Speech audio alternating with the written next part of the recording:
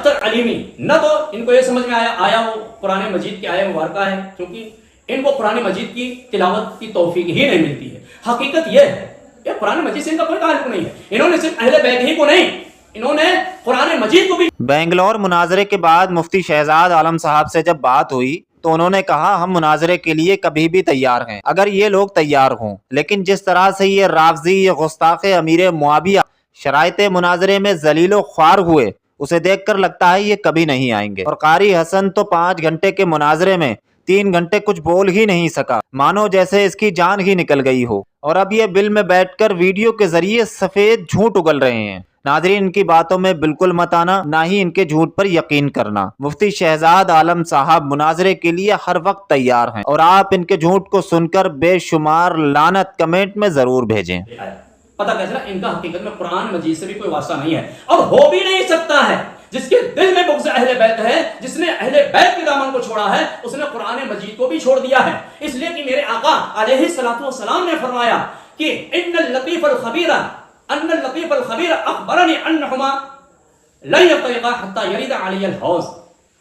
کہ جو ذات لطیف و خبیر ہے یعنی خداوند قدوس نے مجھے بتایا کہ قرآن اور اہل بیت آپس میں ایک دوسرے سے جدا نہیں ہوں گے یہاں تک کہ حوض کوثر پہ آ کے مجھ سے ملاقات کر لیں۔ پتہ کیا چلا، قرآن مجید اہل بیت کبھی جدا ہو ہی نہیں سکتے ہیں۔ تو جس نے اہل بیت کو چھوڑا ہے، اہل بیت کے دامن کے اہل بیت سے تمسک نہیں کیا، ان کو چھوڑ دیا، اس نے قرآن مجید کو بھی چھوڑا ہے۔ یہی وجہ ہے کہ جب ان کو دعوت دی جاتی ہے کہ آؤ قرآن مجید کی طرف، قرآن مجید کی بارگاہ میں حاضر ہو کر کے ہم اپنا فیصلہ کیوں نہ کر لیں، تو یہ کبھی قرآن مجید کی طرف نہیں آتے ہیں، سنت رسول صلی اللہ علیہ وآلہ وسلم کی طرف نہیں آتے ہیں، بلکہ یہ ہزاروں برس بعد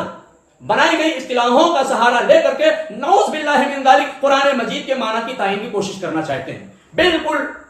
الٹی روش اختیار کرتے ہیں۔ ہونا کیا چاہیے کہ قرآن مجید کو اصل بنا کر ہم اپنی اصطلاحات کو بنائیں، لیکن یہاں کیا اصطلاح قرآن مجید کی روشنی میں اصطلاحات نہیں بنائی جاتی ہیں، بلکہ 1400 برس 1000 برس بعد وجود میں آنے والی اصطلاحوں کو سامنے رکھ کر کے قرآن مجید کے معنی کی تعین کرتے ہیں۔ خدا کی قسم یہ بہت ہی گمراہی والا راستہ ہے۔